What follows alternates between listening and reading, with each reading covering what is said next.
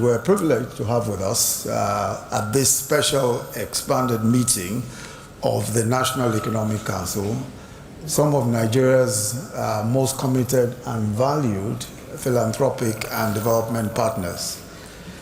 Some of them, of course, as you know, are not Nigerians, but have become somewhat Nigerian by association. Mr. Bill Gates being one of them.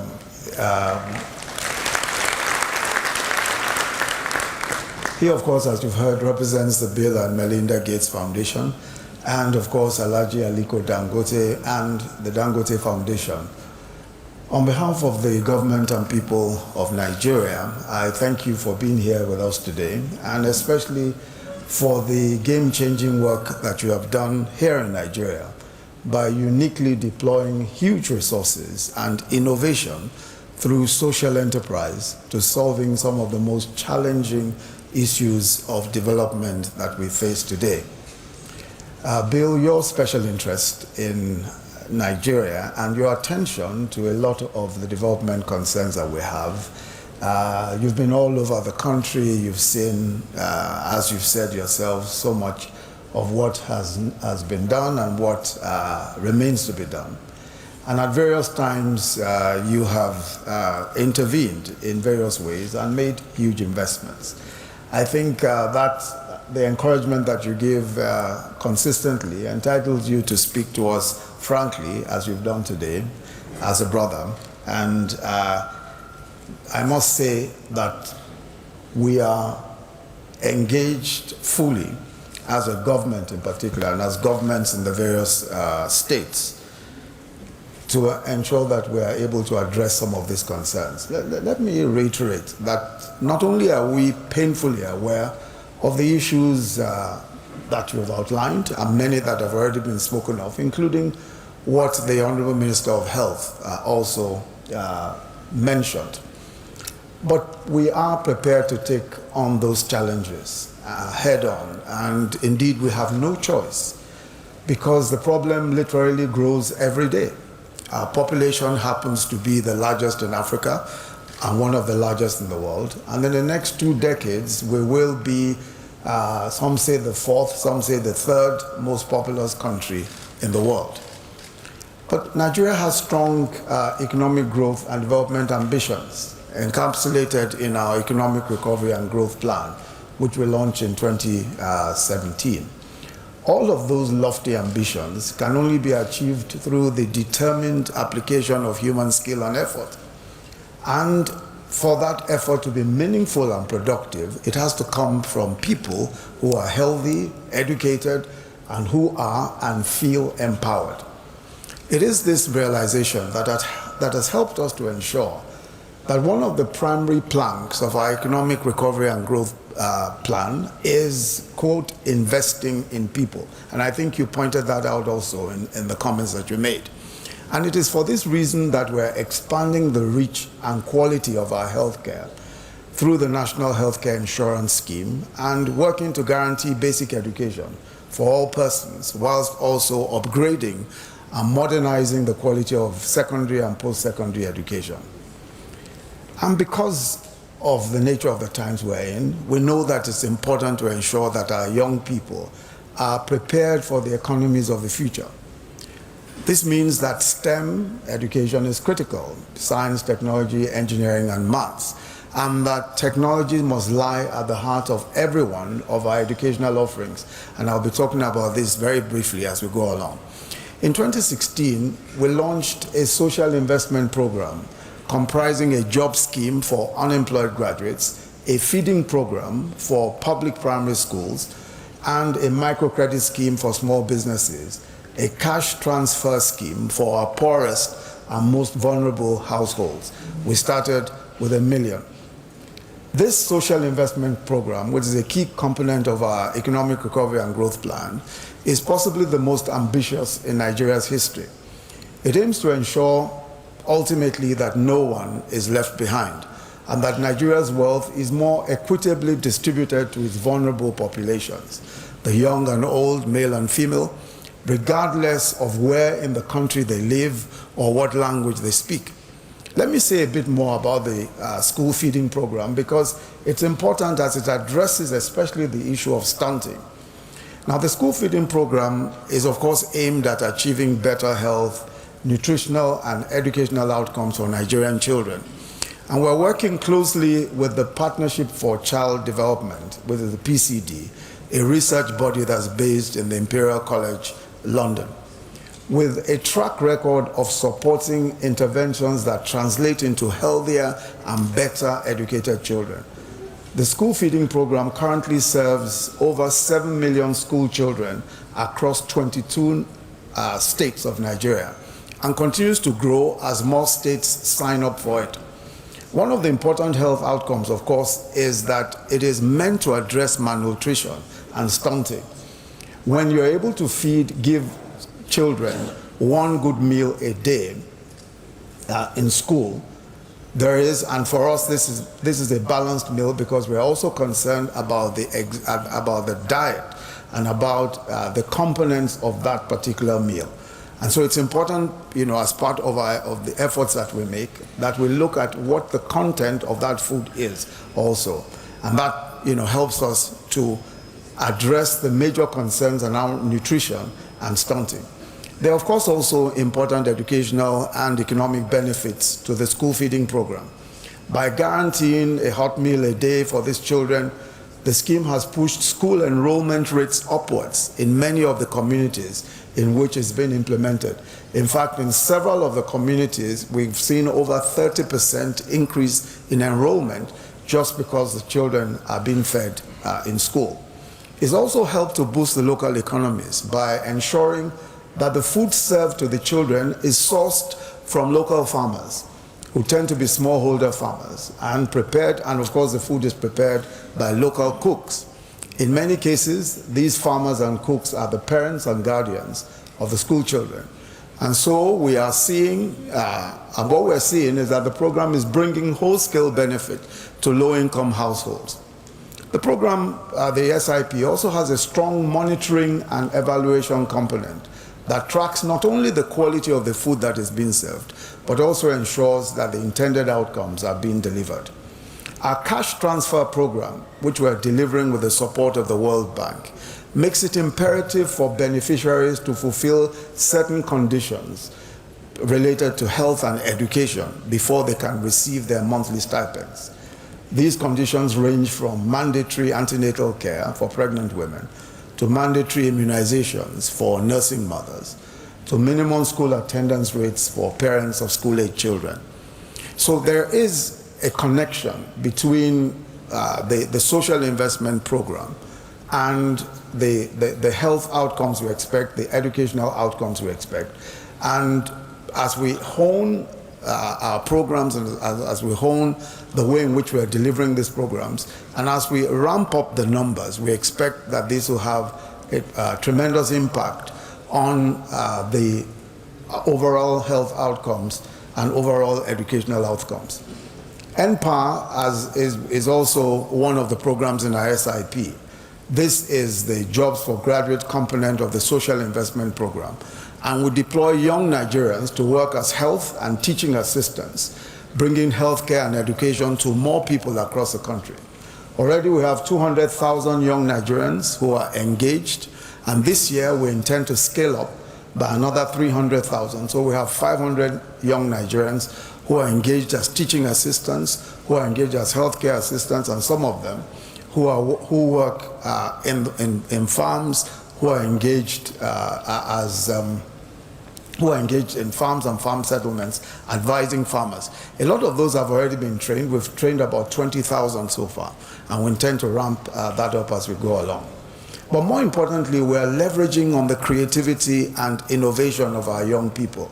Last year, my office, in collaboration with the ICRC, launched the Northeast Makeathon, which is an exciting and creative hands-on co-creation program initiated to crowdsource and support brilliant and innovative ideas that can develop to scalable solutions to tackle, in particular, humanitarian challenges, those faced especially in the IDP camps and other affected persons, especially in the northeast of Nigeria.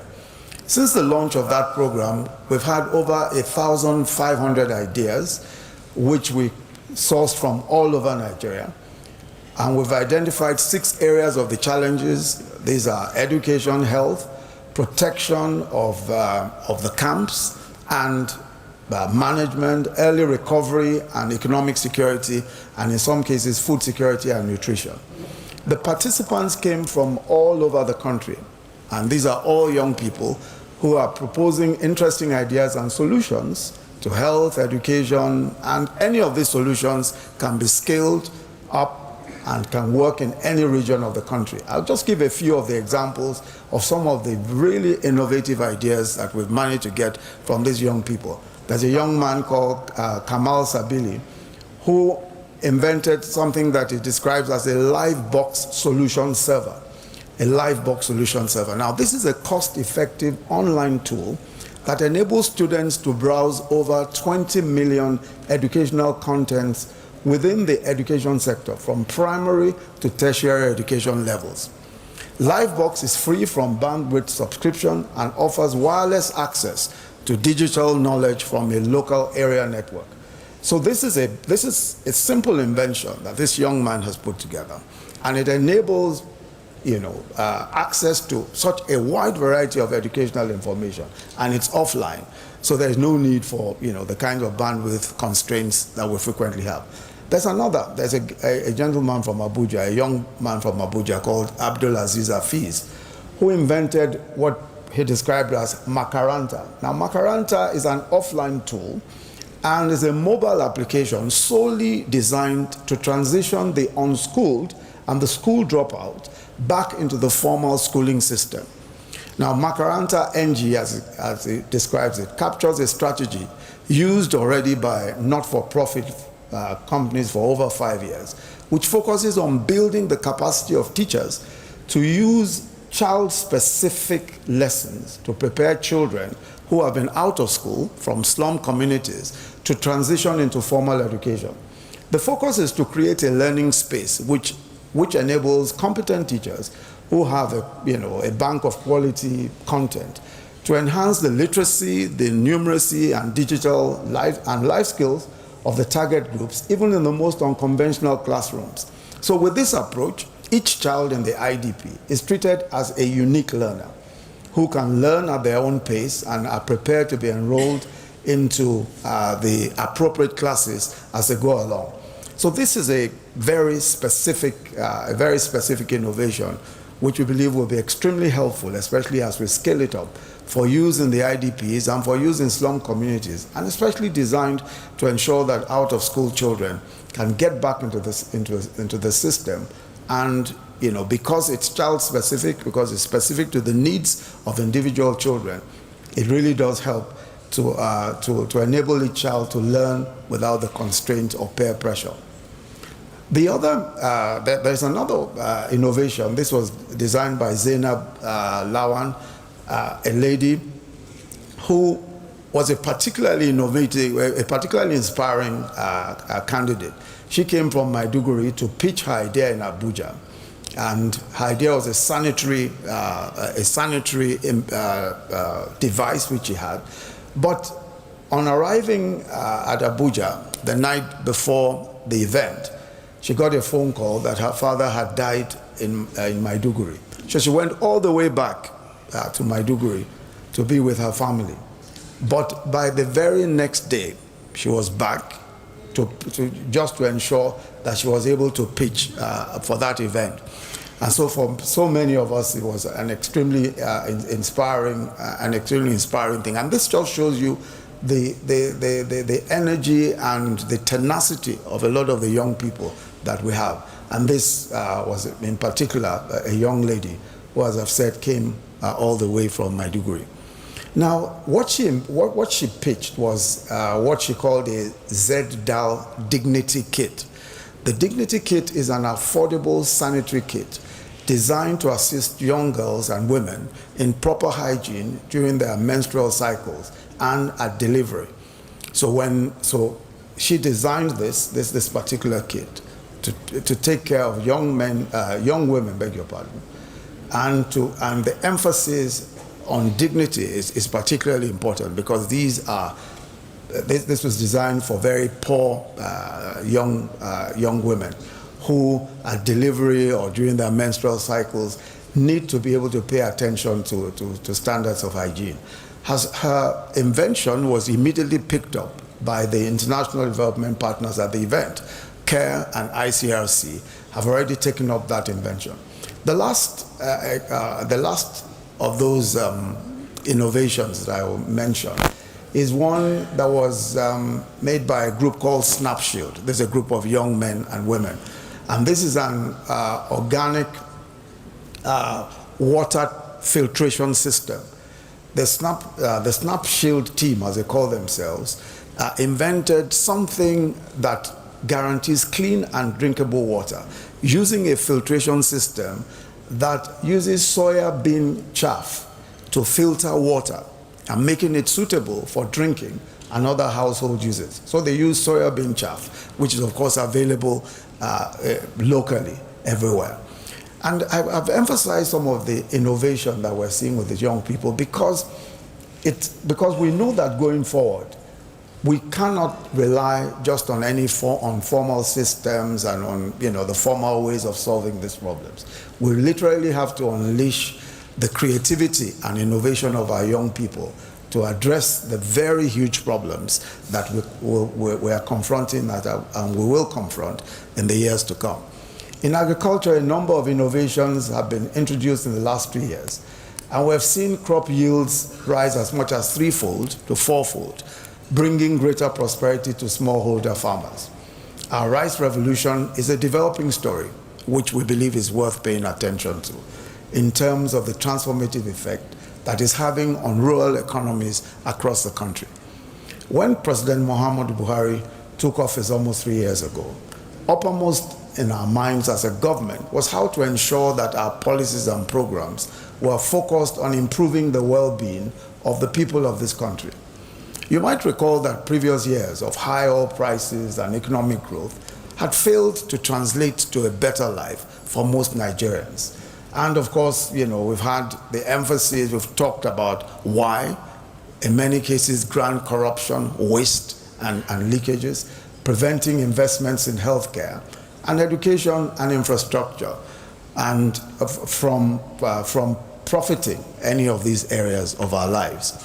But I think that the most important focus for us now is that we are completely determined to ensure that we make the kind of progress that will rewrite the story of our country, to put Nigeria's money to work for Nigerians, doing the most with the least that we earn. And we have stayed true to that vision. Even as oil prices went into free fall, we've ramped up investments in infrastructure, as well as our social spending. We are aggressively expanding government revenues by plugging leakages and widening the tax net to ensure that government is able to invest more in the things that matter. But I want to just emphasize that, especially with respect to spending on education and spending on healthcare, there are so many various areas in which spending is going on. And I was speaking to the Minister of Finance about doing a desk review, just so that we can dimension how much exactly is being spent. There's a lot of private intervention. There's a lot of intervention at the level of government, local governments. In education, for instance, we have TED Fund, we have UBEC, we have several different places where money is being spent. I think it's important for us to dimension what exactly it is that we're spending on education and healthcare, so that we're able to spend smarter, because in some cases you find overlaps, and in some cases you find that there is nothing going there whatsoever. So I think that the first thing, and the Minister of Finance has said that this is something that you'll be willing to do, is to dimension the exact quantum of the spending, and also the areas where this is being spent, who is spending it, and how we can spend more smartly, and then look at how to ramp up the spending in a manner that takes into account what is being studied already. Most importantly also, we're creating an enabling environment for the private sector to thrive. Succeeding at this means unleashing many more of the Aliko Dangotes with all that represents for our growing economy, jobs, more jobs, and countless opportunities for the kind of world-changing philanthropy that both Aliko Dangote and Prof. Bill Gates have come to embody. We acknowledge that there is a lot of work ahead of us. Our education and health budgets at all levels of government are nowhere near optimal levels, but I can assure you that we possess the political will and vision to make the needed investments for today and for tomorrow, and that we are on the path of progress. It's also clear that we cannot and must not attempt to do it alone. That's why we are immensely grateful for the generous partnership from the Bill and Melinda Gates Foundation and the Dangote Foundation, as well as our numerous development partners who are here. We just heard from Debbie of DFID, and of course Rashid of the World Bank, and so many of our development partners who have stood toe-to-toe with us in ensuring that we're able to deliver the human development goals that we have set for ourselves. We'll continue to welcome your support and also hope that it will inspire other partners at home and abroad to follow in your footsteps. We'll do everything in our power to ensure that you have the right environment for your transformational work, and we trust that we can continue to count on you as friends and partners well into the future. I thank you all very much for listening.